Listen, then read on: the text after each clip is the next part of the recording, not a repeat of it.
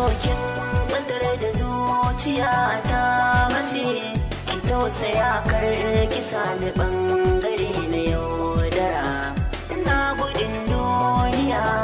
A duniya in ka bar ni babu inda zan shige, sunan ni na ya fi kyau abun ka ko wajen kira.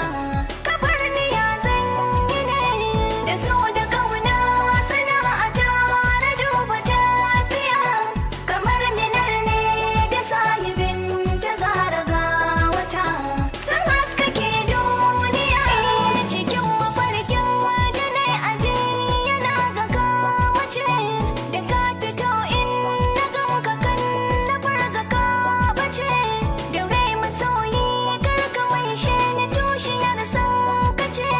In babu kai ni ina a raya gawa da rai nake cikin zaman duniya da so da kauna sana'a tare duba tafiya.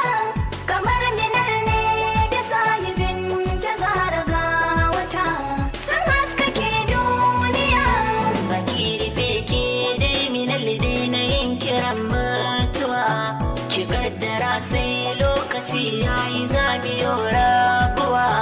Da ni da ke yau mun kasance abokanan rayuwa, da mun fito rana tare gashin kike yi min inuwa idan kina walƙiya. Da so da kauna sana'a tare duba tafiya. Kamar ni nan ne da sahibin da zara ga wata, sun haskake duniya. Ka durƙusawa can saman bayan ka ne na haye, uwa uba ƙarshe a so gurbin su ne kawai.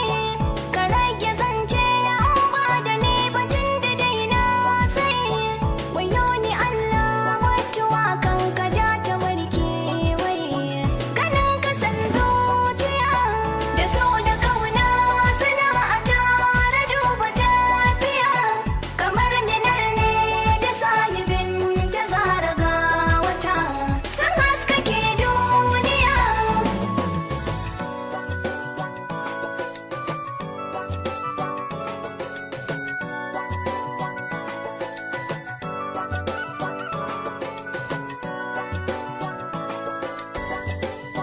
Da so da kauna sana'a tare duba tafiya. Kamar ni nan ne da sahibin da zara ga wata, sun haskake duniya.